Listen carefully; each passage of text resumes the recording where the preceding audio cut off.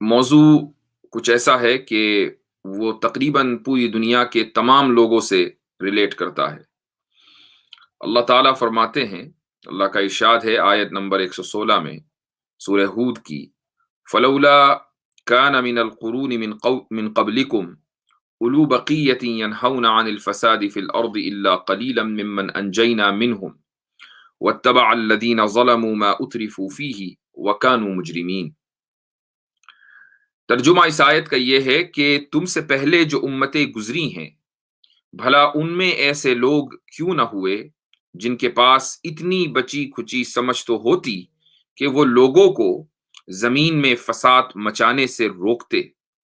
ہاں، تھوڑے سے لوگ تھے جن کو ہم نے عذاب سے نجات دی تھی، اور جو لوگ ظالم تھے وہ جس عیش و عشرت میں تھے اسی کے پیچھے لگے رہے اور جرائم کا ارتکاب کرتے رہے۔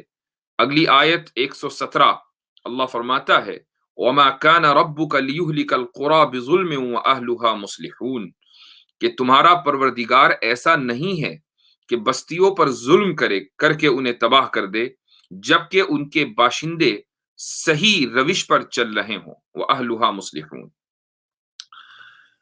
1 سال سے زائد کا عرصہ ہو گیا ہے، پوری دنیا کے اوپر موت کا رقص جاری ہے، کبھی کسی علاقے میں اور کبھی کسی علاقے میں۔ جب یہ سلسلہ شروع ہوا تھا تو اس وقت پوری دنیا کی توجہ اٹلی کے اوپر تھی۔ اٹلی میں اموات اس طریقے سے ہو رہی تھیں کہ لوگوں نے یہ دعائیں مانگنی شروع کر دی تھیں کہ ایسے حالات کسی دوسرے ملک میں نہ ہوں۔ اس کے بعد پھر امریکہ کا نمبر آیا، اور پوری دنیا میں آج بھی امریکہ میں سب سے زیادہ متاثرین ہیں۔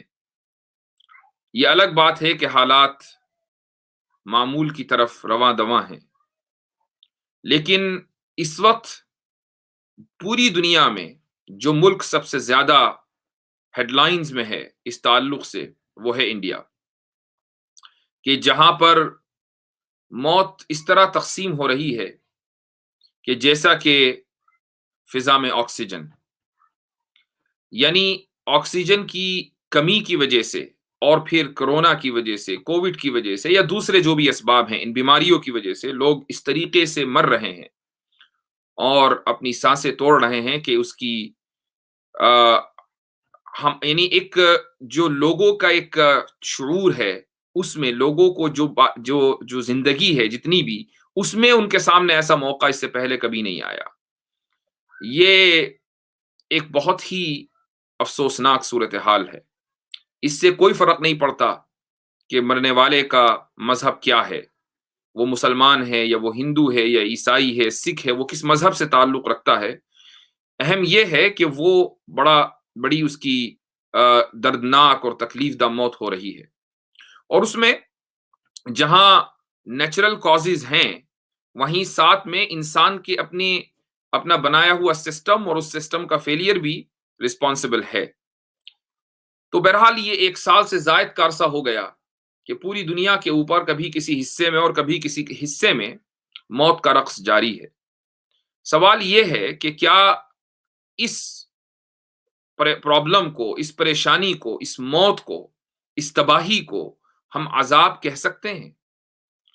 اور اگر عذاب کہہ سکتے ہیں تو پھر عذاب کیوں آتا ہے؟ اور اگر یہ عذاب ہے تو چونکہ ایک تھیوری یہ بھی ہے کہ یہ انسان کا بنایا ہوا ہے، یہ وائرس انسان کا بنایا ہوا ہے، ایسا نہیں کہ خود سے بن گیا، ایک تھیوری یہ بھی ہے، اللہ تعالیٰ بہتر جانتا ہے کہ کیا ہے۔ تو کیا انسان کے بنائے ہوئے اس طرح کے اس کی بنائی ہوئی چیزیں یا اس کے کیے ہوئے حربے دوسرے لوگوں کے لیے عذاب الہی بن سکتے ہیں، یعنی اللہ کا عذاب بن سکتے ہیں؟ تو اس کا آخری جو سوال ہے اس کا جواب میں دیتا چلوں، اور اس کے بعد پھر انشاءاللہ آگے کی گفتگو کریں گے۔ اللہ تعالیٰ کے عذاب کے لیے یہ ضروری نہیں ہے کہ آسمان سے ہی کوئی کوڑا برسے اور آسمان سے آگ کی بارش ہو، یہ کوئی ضروری نہیں ہے۔ ایسا بھی ہوتا ہے کہ اللہ تعالیٰ انسانوں ہی میں کچھ لوگوں کو اس کام کے لیے کھڑا کر دیتے ہیں کہ وہ دوسروں کے لیے عذاب بن جائیں. تو اب بظاہر آدمی یہ سمجھتا ہے کہ ارے یہ تو دوسرے انسان ہیں جو ہمارے اوپر غالب آ گئے یا انہوں نے اپنے حربوں سے ہمیں پریشان کر کے رکھ دیا، لیکن ہوتا یہ ہے کہ وہ اللہ تعالیٰ کا عذاب ہوتا ہے. تو اس لیے یہ کوئی ضروری نہیں ہے. تو اگر اس وائرس کو آپ یہ بھی سمجھیں کہ یہ کسی سائنٹسٹ نے بنایا یا کچھ حکومتوں نے بنایا اور اس کو پوری دنیا میں پھیلا دیا، اگر آپ اس تھیوری کو بھی سبسکرائب کرتے ہوں اور اس میں یقین رکھتے ہوں، تب بھی یہ نہیں کہا جائے گا کہ یہ خدا کا عذاب نہیں ہے، بلکہ یہ خدا کا عذاب ہو سکتا ہے. تو اللہ تعالیٰ کا یہ جو پوری دنیا میں اس وقت صورتحال ہے اور آج کی تاریخ میں انڈیا میں جو صورتحال ہے، کیا ہم اس کو عذاب کہہ سکتے ہیں؟ اور اگر یہ عذاب ہے تو کیوں ہے؟ سب سے پہلے میں آپ کو 2-3 ضابطے بیان کرنا چاہوں گا. یہ جو عذاب ہے یہ بھی ایک فلسفہ ہے اسلام میں، اس کا ایک پورا کانسیپٹ ہے.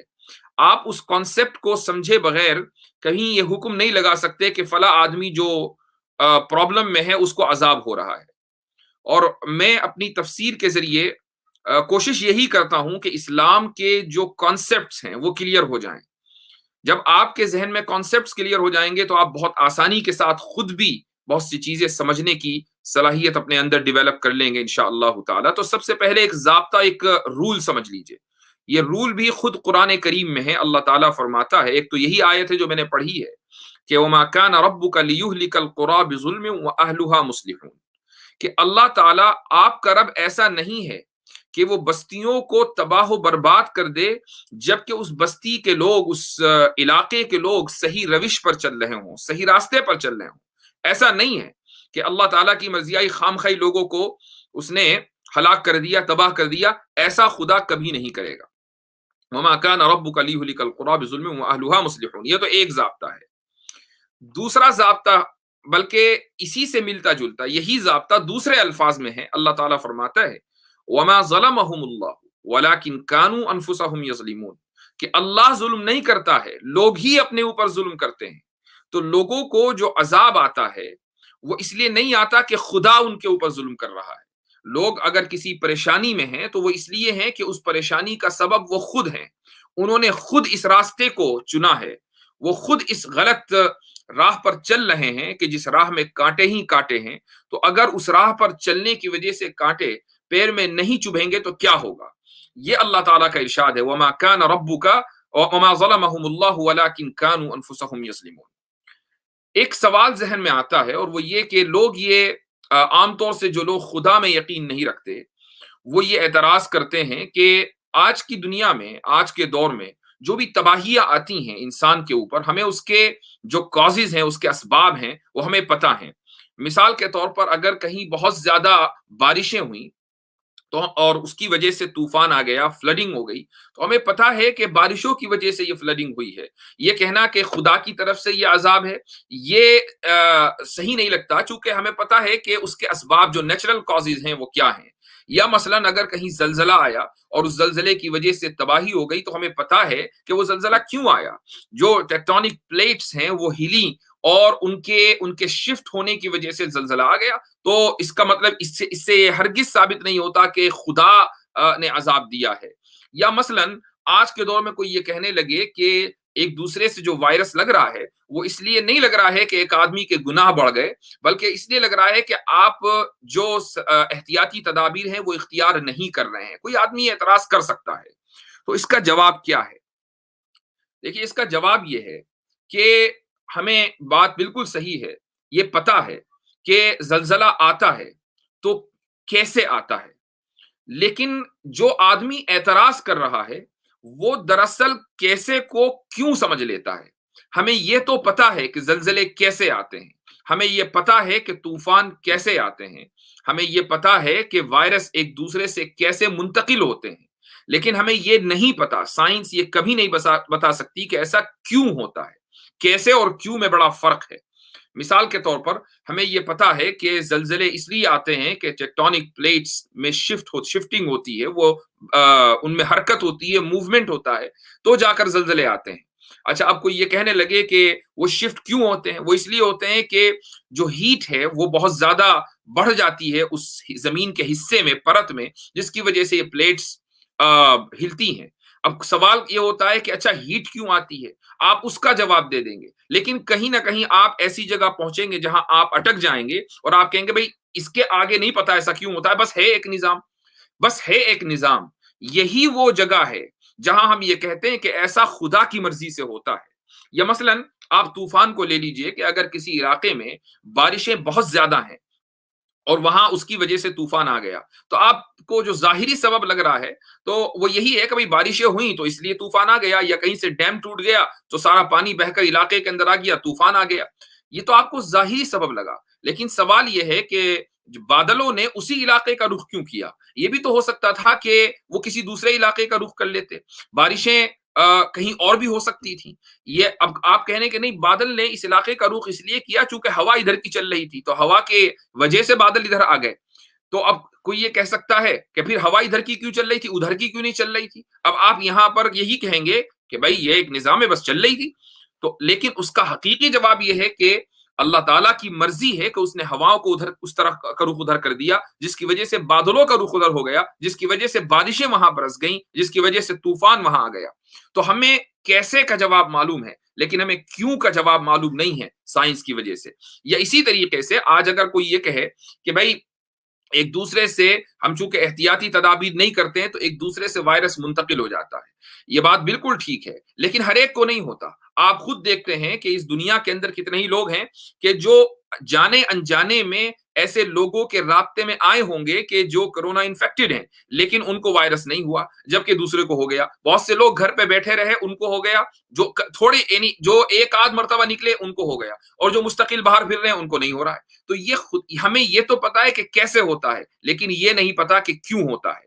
اس لیے یہ ضروری ہے کہ ہم اس ضابطے کو ذہن میں رکھیں کہ اللہ تعالیٰ ویسے ہی کسی کو ہلاک نہیں کرتا۔ اگر وہ ہلاک کرتا ہے تو اس میں اس انسان کی یا اس آبادی کی اپنی غلطی ہوتی ہے۔ تو پہلا ضابطہ تو یہ ہے۔ دوسرا ضابطہ بھی سن لیجئے۔ دوسرا ضابطہ یہ ہے کہ ہر تکلیف عذاب نہیں ہے، ہر تکلیف عذاب نہیں ہے۔ بہت سے لوگوں کو تکلیف آتی ہے، چاہے وہ کسی بھی شکل میں ہو، وہ مالی پریشانی ہو، وہ جانی پریشانی ہو، یعنی جان کا نقصان ہے، مال کا نقصان ہے، یہ ضروری نہیں ہے کہ وہ عذاب ہو۔ اور یہ ضابطہ بھی قرآن کریم کے اندر موجود ہے۔ اللہ تعالیٰ کا ارشاد ہے کہ وَلَنَبْلُوَنَّكُمْ بِشَيْءٍ مِّنَ الْخَوْفِ وَالْجُوعِ وَنَقْصٍ مِّنَ الْأَمْوَالِ وَالْأَنفُسِ وَالثَّمَرَاتِ، کہ ہم تمہیں آزمائیں گے۔ یہ عذاب نہیں، اللہ یہ نہیں کہہ رہا کہ وَلَنُعَذِّبَنَّكُمْ، ہم تمہیں عذاب دیں گے، وہ کہہ رہا وَلَنَبْلُوَنَّكُمْ، ہم تمہیں آزمائیں گے۔ یہ آزمائش ہے۔ کس چیز سے آزمائیں گے؟ تھوڑے سے خوف سے، بِشَيْءٍ مِّنَ الْخَوْفِ، کچھ بھوک سے، کہیں کسی علاقے کے اندر قحط آ جائے گا، لوگ بھوکے مرنے لگیں گے، یہ ایک آزمائش ہے۔ وَنَقْصٍ مِّنَ الْأَمْوَالِ وَالْأَنفُسِ وَالثَّمَرَاتِ، اور مال، انفس جان، ثمرات پھل، یعنی جو پروڈکشن ہے، کہہ لیجئے کہ کھیتی باڑی یا کسی کہیں فیکٹریز ہیں تو فیکٹریز کا جو پروڈکشن ہے، تو اموال یعنی مال، انفس جان، ثمرات پھل، ان تینوں چیزوں میں کمی کے ذریعے اللہ تعالیٰ آزماتا ہے۔ تو یہ ضابطہ قرآن کریم کے اندر بیان کر دیا گیا۔ اس کے بعد ایک اور حدیث سن لیجئے جو اس ضابطے کی تھوڑی سی تشریح بھی کرتی ہے، اور وہ ضابطہ یہ ہے کہ اشد الناس بلاء الانبیاء ثم الامثل فالامثل، کہ سب سے زیادہ امتحان اگر کسی طبقے کا ہوتا ہے تو وہ انبیاء علیہم الصلاۃ والسلام کا طبقہ ہے۔ تو جتنا، اور پھر اس کے بعد جو ان سے قریب ہیں اور پھر جو ان سے قریب ہیں، یعنی جتنا اللہ تعالیٰ سے قریب ہوں گے اللہ تعالیٰ کی آزمائش بھی پھر اتنی ہی سخت ہوتی ہے۔ تو بعض مرتبہ، اور ایسا ہوتا ہے ہم انسانوں کے اندر دیکھ لیں کہ بعض مرتبہ ہم اپنے لوگوں کو، اپنے دوست کو دیکھنا چاہتے ہیں کہ بھائی وہ میری مشکل میں کام آئے گا یا نہیں آئے گا، تو ایسا کبھی کبھی ہو جاتا ہے۔ تو ضروری نہیں ہے کہ ہر تکلیف عذاب ہو، بعض مرتبہ تکلیفیں آزمائش بھی ہوتی ہیں، امتحان بھی ہوتا ہے۔ اب سوال یہ ہے کہ ہمیں یہ کیسے پتا چلے کہ اگر کوئی شخص کسی تکلیف میں ہے تو یہ خدا کی طرف سے عذاب ہے یا یہ آزمائش ہے، یہ کیسے پتا چلے؟ تو اس کا جواب یہ ہے کہ اگر اس تکلیف کے بعد صبر اور شکر میں اضافہ ہو رہا ہے، ایک آدمی کا صبر ہے وہ مزید بڑھ گیا اور اس کے شکر میں کوئی کمی نہیں آئی، تکلیف کے باوجود اس کو مالی پرابلم ہے لیکن زبان کے اوپر وہ الحمدللہ اور اللہ کا شکر، یہ الفاظ اس کی زبان کے اوپر جاری ہیں، اس کے یہاں جانی نقصان ہوا ہے لیکن وہ صبر کا دامن نہیں چھوڑ رہا ہے. وہ خدا سے یہ کمپلین نہیں کر رہا ہے کہ خدا میں نے کیا غلط کیا تھا. اس طرح کے الفاظ اس کی زبان پر جاری نہیں ہے، بلکہ وہ یہ کہتا ہے کہ یہ خدا کا فیصلہ ہے، اور جس آدمی کو جانا تھا اس نے اپنی عمر پوری کی اور وہ چلا گیا، اور اللہ تعالیٰ اس کے درجات کو بلند کرے. تو اگر اس طرح کے الفاظ اس کی زبان پر ہیں تو اس کا مطلب یہ ہے کہ یہ اس کے لیے آزمائش ہے، عذاب نہیں ہے. لیکن اگر سرکشی میں، اگر گناہوں میں، اگر ناشکری میں، اگر کفر میں اضافہ ہے، کفران نعمت میں اضافہ ہے، تو اس کا مطلب یہ ہوا کہ یہ پرابلم یا یہ پریشانی عذاب ہے. بہت سے لوگوں کو آپ دیکھیں گے کہ ان کے زندگی میں اگر ان کی کوئی پرابلم آتی ہے تو پھر ان کی سرکشی میں اضافہ ہو جاتا ہے. ایسا نہیں کہ وہ خدا کے قریب ہوتے ہیں، بلکہ وہ اور خدا سے دور ہوتے چلے جاتے ہیں، اور یہ سمجھتے ہیں کہ ارے خدا نے میرے ساتھ ظلم کیا، اور یا مجھے میرے ساتھ ایسا کیوں ہوا، سارے دوسرے لوگ وہ تو سب آرام سے ہیں، میں بے سکونی کے عالم میں کیوں ہوں. ایسے لوگ دراصل ان لوگوں کے لیے جو تکلیفیں ان کی زندگی میں ہیں وہ عذاب ہیں، وہ آزمائش نہیں ہے. تو یہ ایک کھلا ضابطہ ہے. اب ایک چیز آپ کو اور بتاتا ہوں، اور یہ تیسرا ضابطہ ہے. دو ضابطے ہو گئے. پہلا ضابطہ تو میں نے آپ کو بتایا، پہلا رول کہ عذاب خامخواہ نہیں آتا، بلکہ لوگوں کے اپنے گناہوں کی وجہ سے آتا ہے، پہلا ضابطہ. دوسرا ضابطہ، ہر تکلیف عذاب نہیں ہے. ٹھیک ہے، یہ دو چیزیں آپ کے ذہن میں ہو گئی. اب آپ تیسرا سن لیجئے کہ عذاب کیسے آتا ہے. اس کے 3 طریقے ہیں، اور یہ دنیا کے عذاب کی بات ہو رہی ہے، آخرت کے عذاب کی بات نہیں ہو رہی ہے. دنیا میں جو تکلیفیں ہوتی ہیں عذاب کی شکل میں، اس کے 3 طریقے ہیں. پہلا طریقہ ہے نقد معاملہ. مثلا ادھر گناہ کیا، ادھر سزا مل گئی. یہ ایسا ہی ہے کہ جیسا آپ کا کوئی ملازم ہے، آپ کا کوئی امپلائی ہے، اور وہ کوئی غلط کام کرتا ہے تو آپ فوراً اس پر تنبیہ کرتے ہیں، اس کو ڈانٹتے ہیں. یا آپ کا بچہ ہے، اگر وہ کوئی غلط کام کرتا ہے تو فوراً آپ اس کی تنبیہ کرتے ہیں، اس کو ڈانٹتے ہیں، یا کچھ لوگ مار پٹائی بھی کر دیتے ہیں. تو یہ نقد معاملہ ہے. ایسا نہیں ہے کہ یہ غلطی آج کی اور 2 سال کے بعد آپ اس کو کہہ رہے ہیں کہ جو 2 سال پہلے تم نے حرکت کی تھی نا، اب لو تم اس کا تماچا اپنے منہ پر. ایسا نہیں ہوتا. تو یہ نقد معاملہ ہے. اور یہ جو نقد معاملہ ہے یہ سب سے آسان ہوتا ہے، سب سے آسان خدا کی طرف سے. یعنی اگر کسی کے گناہ کے اوپر فوراً اس کو تنبیہ ہو جائے، فوراً اس کو وہ پرابلم میں آ جائے، تو یہ آسان معاملہ ہے. یہ آسان معاملہ اس لیے ہے کہ اس سے انسان کو انٹروسپیکشن اور اپنی زندگی کے بارے میں سوچ وچار کا موقع ملتا ہے. وہ یہ فوراً سوچنے لگتا ہے کہ یار میرے ساتھ یہ جو معاملہ ہوا ہے، یقیناً میں نے کوئی غلطی کی ہے جس کی وجہ سے میرے ساتھ یہ معاملہ ہوا. اس کو یاد آتا ہے کہ ارے میں نے یہ غلط کام شروع کر دیا تھا، اس وجہ سے میرے ساتھ یہ معاملہ ہو رہا ہے، لہٰذا وہ اس غلط کام سے رک جاتا ہے.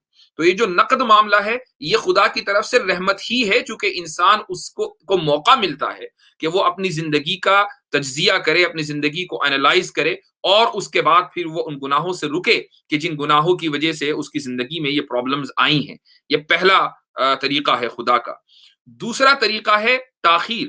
تاخیر کا مطلب یہ ہے، اس کو ہم امہال بھی کہتے ہیں عربی میں. یعنی اللہ تعالیٰ مہلت دیتا ہے، اللہ تعالیٰ رسی میں ڈھیل دیتا ہے.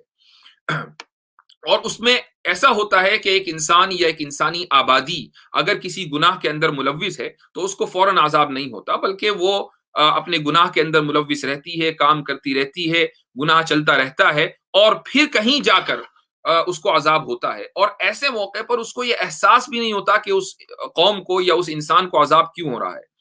آپ نے بہت سی مرتبہ دیکھا ہوگا کہ کوئی شخص بوڑھا ہے اور اپنے گھر میں بے حیثیت ہے، بالکل بے وقت ہے، اس کی کوئی حیثیت، اس کی کوئی نہیں سنتا. اگر اس کی بیوی ہے، نہ بیوی سنتی، اس کے بچے نہیں سنتے، اس کا محلے میں کوئی اس کی نہیں سنتا. تو یہ جو سب چیزیں ہیں یہ ایسا کیوں ہے؟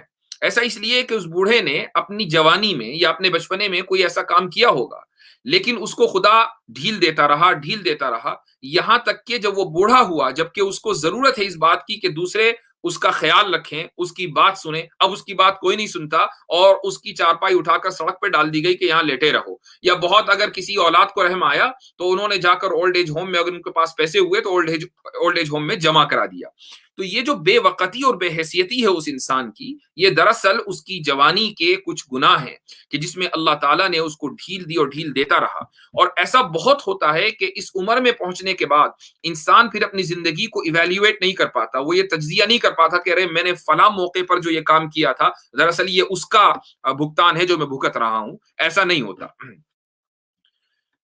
تیسرا جو طریقہ ہے وہ ہے اللہ تعالیٰ کی تدبیر، اور یہ سب سے زیادہ خطرناک ہے، لیکن دنیاوی عذاب میں۔ آخرت کا جو عذاب ہے اس کا تو کوئی کمپیریشن ہے ہی نہیں، یہ دنیا کے عذاب کی بات ہو رہی ہے۔ تو تیسرا طریقہ ہے خدا کی تدبیر۔ اللہ تعالیٰ فرماتا ہے کہ فلما نسوا ما ذکروا به، کہ جب ان کو جو چیز یاد دہانی ان کو کرائی گئی وہ بھول گئے، وہ ہمیں بھول گئے۔ فلما نسوا ما ذکروا به، وہ قرآن کو بھول گئے، وہ وحی کو بھول گئے، وہ اللہ تعالیٰ کے پیغام کو بھول گئے۔ تو ہم نے کیا کیا؟ فتحنا علیہم ابواب کل شیء، ہم نے تمام چیزوں کے دروازے بالکل چوپٹ کھول دیے، یعنی نعمتوں کے دروازے۔ مال آنے لگا، دولت آنے لگی، طاقت آ گئی، اقتدار آ گیا، ہر چیز آ گئی۔ دنیا میں ایک انسان کو جو چیز چاہیے، نیم فیم ہر چیز اس قوم کے پاس آ گئی۔ فتحنا علیہم ابواب کل شیء حتی اذا فرحوا بما اوتوا، جب وہ لوگ خوش ہو گئے، جو چیزیں ان کو دی گئی اس سے خوش ہو گئے، سمجھنے لگے کہ ہم تو بڑے طاقتور ہیں، ہم بڑے اقتدار والے ہیں، ہمارے پاس ہر چیز ہے، تو اس کا مطلب یہ ہوا کہ کوئی ہم سے ناراض نہیں، ہم بالکل رائٹ ٹریک پر ہیں۔ اخذناہم بغتۃ، تو پھر ہم اچانک ان لوگوں کو پکڑ لیتے ہیں۔ اخذناہم بغتۃ، یہ جو اچانک کا عذاب آتا ہے یہ سب سے زیادہ خطرناک ہوتا ہے۔ تو یہ خدا کی تدبیر ہے۔ عذاب کے یہ تین طریقے ہیں، اور یہ تین طریقے پیرالل چل سکتے ہیں۔ ایسا ہو سکتا ہے کہ ایک علاقہ ہے، اس علاقے میں کچھ لوگوں کو فوری عذاب مل رہا ہو، کچھ علاقے میں کچھ لوگوں کو دوسرے طریقے کا عذاب ہو رہا ہو، یعنی بہت ان کے پرانے گناہ ہیں جس کی وجہ سے ان کو آج عذاب ہو رہا ہو۔ اور ایسا بھی ہو سکتا ہے کہ اس علاقے میں اللہ تعالیٰ کی تدبیر نافذ ہو رہی ہو، یعنی اس علاقے کے لوگ بہت زیادہ خوشحال ہوں، طاقتور ہوں، باحیثیت ہوں، دولت مند ہوں، لیکن پھر اچانک خدا کی طرف سے عذاب آ جائے۔ ایک اور دوسرا اہم موضوع ہے، اور وہ یہ ہے کہ عذاب کیوں آتا ہے۔ یہ تو ہمیں پتہ چل گیا کیسے آتا ہے، یہ بھی پتہ چل گیا کہ کیا کیا چیزیں عذاب ہو سکتی ہیں، لیکن عذاب کے اسباب کیا ہیں، یہ سب سے زیادہ امپورٹنٹ چیز ہے۔ اگر ہمیں یہ پتہ چل جائے کہ عذاب اس لیے آیا ہے تو ہم آسانی کے ساتھ، یا کم سے کم یہ کوشش تو کر سکتے ہیں کہ ان چیزوں سے بچیں اور دوسرے لوگوں کو ان چیزوں سے بچنے کی تلقین کریں۔ تو بہت سارے اسباب ہیں، بہت ساری چیزیں ہیں، میں ان میں سے چند ایک کو بیان کرنا چاہوں گا۔ سب سے پہلا جو سبب ہے وہ ہے رسولوں کی تکذیب اور توہین۔ رسولوں کی تکذیب اور توہین، اور یہ دونوں چیزیں بہت اہم ہیں، آج کے کانٹیکسٹ میں بہت اہم ہیں۔ آپ نے دیکھا ہوگا، بلکہ قرآن کریم کا اگر آپ نے مطالعہ کیا ہے اور آپ نے سیرت پڑھی ہے، آپ نے انبیاء کے واقعات سنے ہیں، تو آپ کو یہ ساری چیزیں معلوم ہوں گی کہ حضرت نوح علیہ الصلاۃ والسلام کے زمانے میں طوفان آیا کہ ان کی قوم غرق ہو کر رہ گئی، چند لوگ بچے۔ وہ طوفان کیوں آیا؟ وہ اس لیے آیا کہ انہوں نے حضرت نوح علیہ الصلاۃ والسلام کی تکذیب بھی کی، توہین بھی کی، یعنی ان کا انکار بھی کیا اور ان کی توہین بھی کی، عذاب آ گیا۔ ایسے ہی حضرت موسیٰ علیہ الصلاۃ والسلام کی توہین اور تکذیب کی گئی ایک قوم کے ذریعے مصر میں، تو اللہ تعالیٰ نے طرح طرح کے عذاب میں ان کو مبتلا کیا۔ قرآن کریم کا ارشاد ہے کہ فَأَرْسَلْنَا عَلَيْهِمُ الطُّوفَانَ وَالْجَرَادَ وَالْقُمَّلَ وَالضَّفَادِعَ وَالدَّمَ آيَاتٍ مُفَصَّلَاتٍ، کہ ہم نے ان کے اوپر یہ 4-5 چیزیں بھیجی۔ ان میں سب سے پہلے طوفان تھا، طوفان ان کے اوپر، ان کے یہاں بھی آیا۔ اسی طریقے سے جراد یعنی ٹڈی دل نے ان کی کھیتیوں کے اوپر حملہ کر دیا اور کھیتیاں ان کی تباہ ہو گئیں، تو یہ ایک فائنینشل عذاب تھا ان کے اوپر۔ اسی طریقے سے قمل کہتے ہیں جو کو، لیکن ضروری نہیں ہے کہ وہ جوئی جس کو ہم جو سمجھتے ہیں، وہ وائرس بھی قمل کے تحت آتا ہے۔ تو ایسا ہو سکتا ہے کہ اس قوم کے اندر کوئی وائرس ایسا پھیل گیا ہو کہ جس سے لوگ مرنے لگے ہوں، تو یہ قرآن کریم ارشاد فرما رہا ہے۔ اسی طریقے سے والضفادع، مینڈگوں کے ذریعے اور خون کے ذریعے ہم نے ان کو عذاب دیا۔ کیوں دیا؟ حضرت موسیٰ علیہ الصلاۃ والسلام کے پیغام کا نہ صرف یہ کہ انہوں نے انکار کیا، بلکہ حضرت موسیٰ علیہ الصلاۃ والسلام کی توہین بھی کی۔ تو اگر یہ پہلے ہو سکتا ہے تو آج بھی ہو سکتا ہے۔ یہ کوئی ضروری نہیں ہے کہ اللہ تعالیٰ نے بس پہلے عذاب دے دیا اب وہ نہیں دے گا، ایسا نہیں ہے۔ اس کی وجہ یہ ہے کہ اس نے خود قرآن میں یہ کہہ دیا آپ قرآن کریم کی اس آیت کو دیکھیے، جب آپ ایک موضوع کی ساری آیتوں کو ایک جگہ جمع کر کے دیکھتے ہیں تو انسان کی آنکھیں کھلی کی کھلی رہ جاتی ہیں۔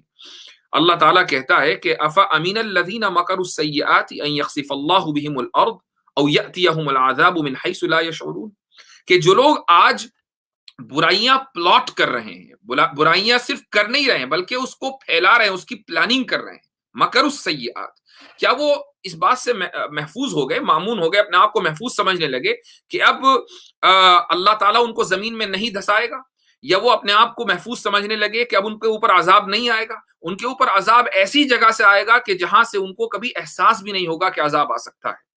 آپ اندازہ لگائیے کہ کیا پچھلے سال فروری سے پہلے، جنوری سے پہلے کسی کو اندازہ تھا کہ ایک وائرس آ جائے گا اور وہ وائرس پوری دنیا کو اپنے قبضے میں لے لے گا، پوری دنیا اس کا شکار بن جائے گی، چاہے وہ مصنوعی ہو وہ وائرس، لیکن بہرحال ہے، اور اس کی وجہ سے لوگ ہلاک ہو رہے ہیں، اس کی وجہ سے لوگ پریشان ہو رہے ہیں، چاہے کچھ بھی ہو، آکسیجن ہے یا کرونا ہے، واٹ ایور، لیکن اس کی وجہ سے پریشانی پوری دنیا میں ہے۔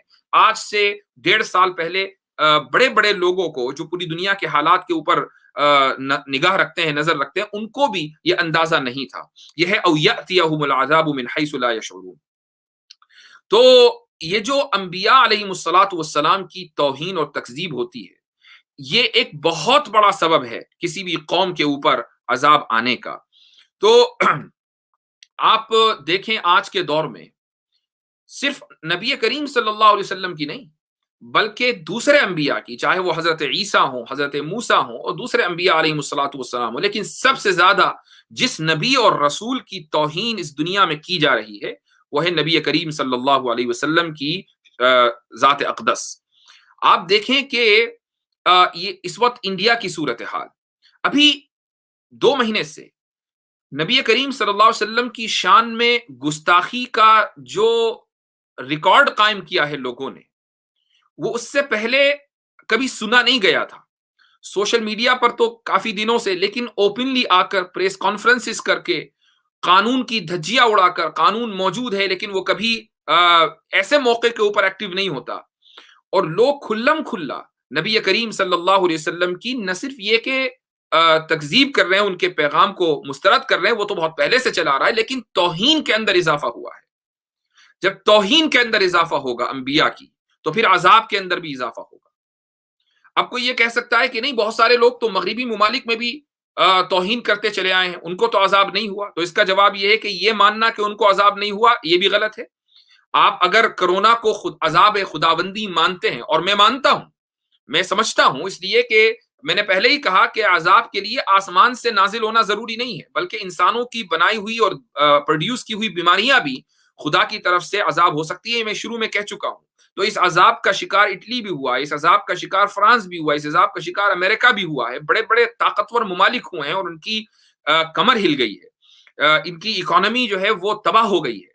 تو آپ صرف اس اور بہت سے لوگ کہ جو اس بیماری کو، یعنی انبیاء علیہم الصلاۃ والسلام کی شان میں گستاخی کو پھیلانے کے مرتکب ہیں، یہ ضروری نہیں ہے کہ وہ مریں، یہ ضروری نہیں ہے کہ ان کو ابھی عذاب ہو۔ میں پہلے ہی بتا چکا کہ عذاب کے 3 طریقے ہیں، بعض مرتبہ نقد ہوتا ہے، بعض مرتبہ تھوڑا تاخیر سے ہوتا ہے، اور بعض مرتبہ اللہ تعالیٰ کی تدبیر سے ہوتا ہے، یعنی اچانک ہوتا ہے لیکن کچھ دیر کے بعد۔ تو اگر آج عذاب نہیں ہے کسی قوم کو یا کسی علاقے میں، تو یہ ضروری نہیں ہے کہ وہ کل بھی نہیں ہوگا۔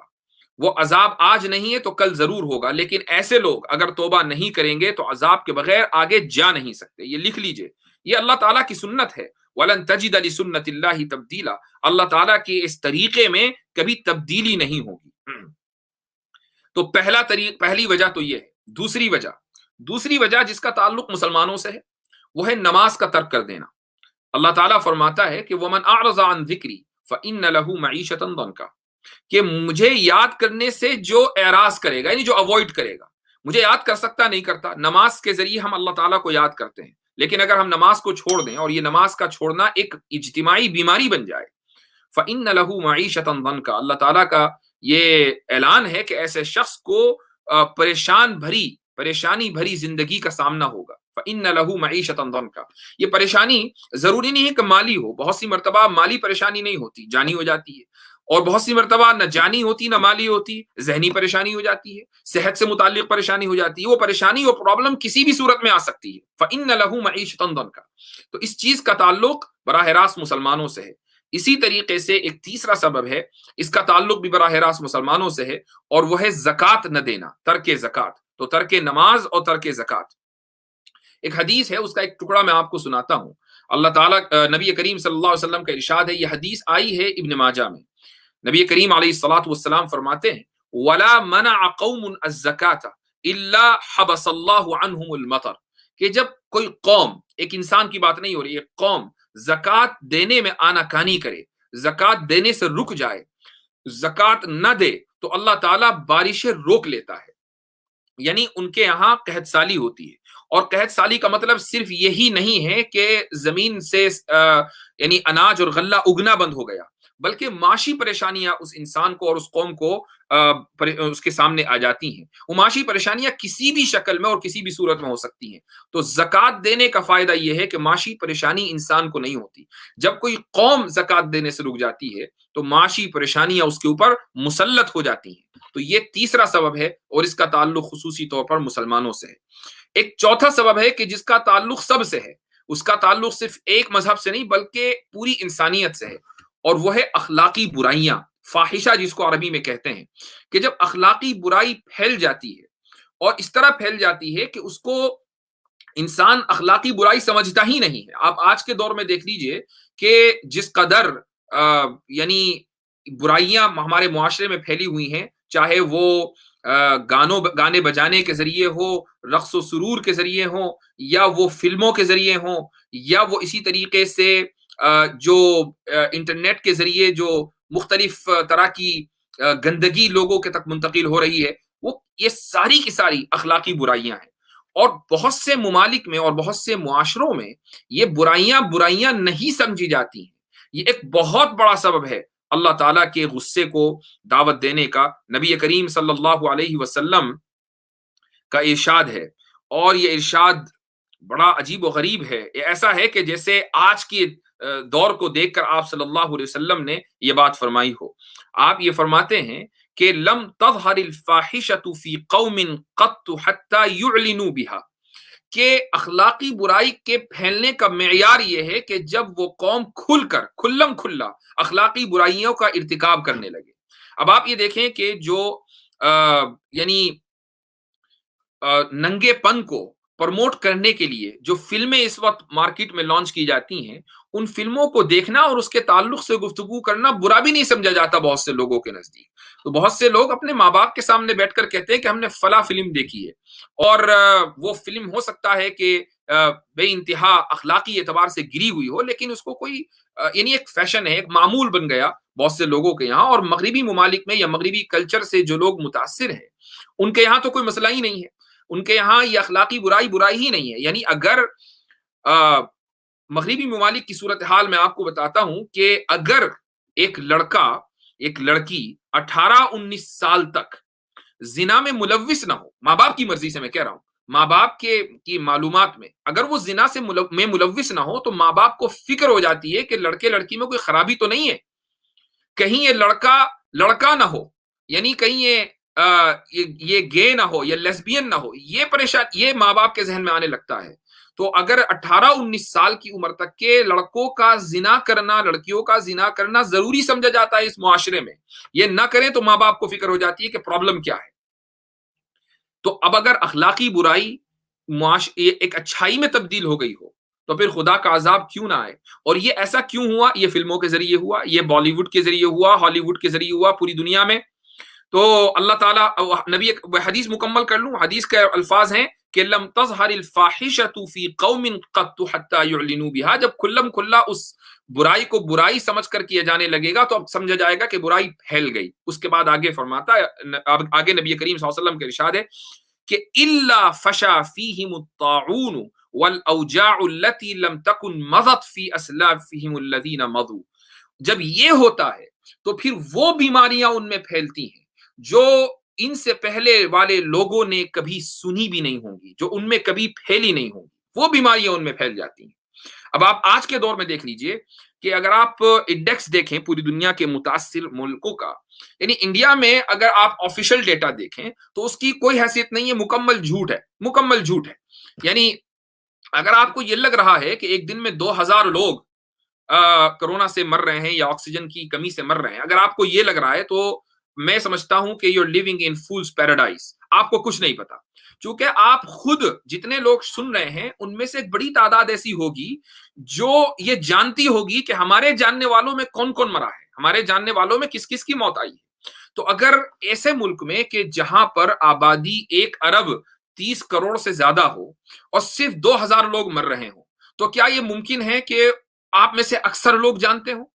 یہ ممکن ہی نہیں ہے۔ آپ میں سے اکثر لوگ یعنی کسی نہ کسی مرنے والے کو اس بیماری کی وجہ سے، اور میں 1 سال کی بات نہیں کر رہا ہوں، میں گزشتہ 2 ہفتے کی بات کر رہا ہوں، 3 ہفتے کی بات کر رہا ہوں، تو اس عرصے میں آپ میں سے اکثریت کسی نہ کسی کو جانتی ہے اپنے علاقے میں کہ فلاں کا انتقال ہو گیا، فلاں کا انتقال ہو گیا۔ تو یہ ممکن نہیں ہے کہ 1 ارب 30 کروڑ سے زیادہ کی آبادی والے ملک میں اگر صرف 2000 لوگ ہوں تو اتنی بڑی تعداد میں لوگ ان 2000 لوگوں کو جانتے ہوں۔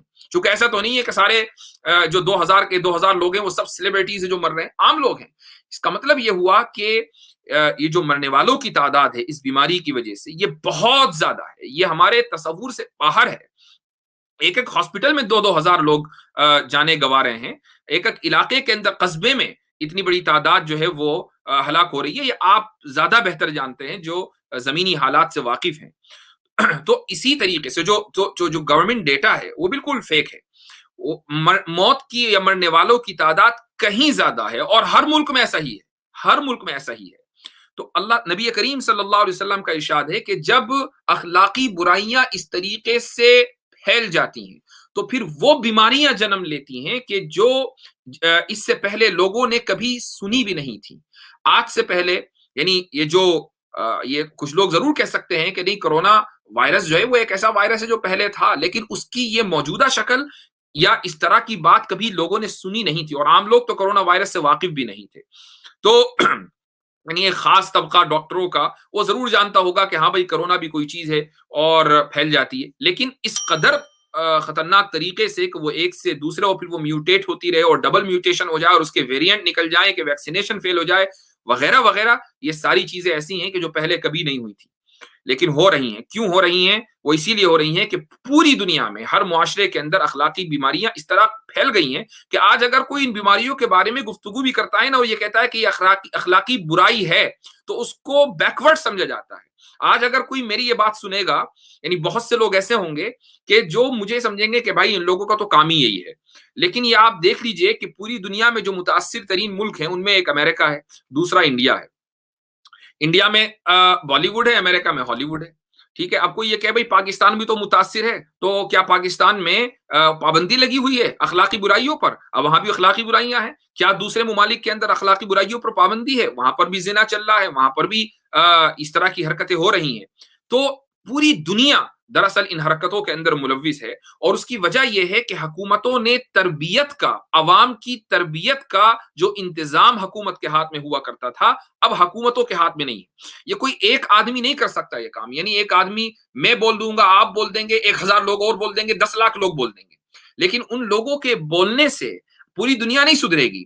دنیا سدھرتی ہے طاقت سے، اور طاقت ہوتی ہے حکومت کے پاس۔ لیکن اگر حکومت اپنے آپ کو یہ کہ بھئی ہم تو لا اینڈ آرڈر مینٹین کرنے کے لیے ہیں، لوگوں کی تربیت کا ہم سے کیا تعلق ہے؟ لوگ جو چاہیں کریں، ان کو فریڈم آف ایکسپریشن اور فریڈم آف اسپیچ اور فریڈم آف فلاں اور فلاں یہ حاصل ہے۔ تو جب حکومتیں پوری دنیا کی یہ طے کر لیں کہ ان کو عوام کی اخلاقی تربیت نہیں کرنی ہے تو اخلاقی برائی ہوگی ہی ہوگی۔ یہی وجہ ہے کہ پوری دنیا میں جو یہ بیماری پھیلی ہے یہ اس وقت سے پھیلی ہے جب حکومتوں نے اپنے رویے کو بدل دیا۔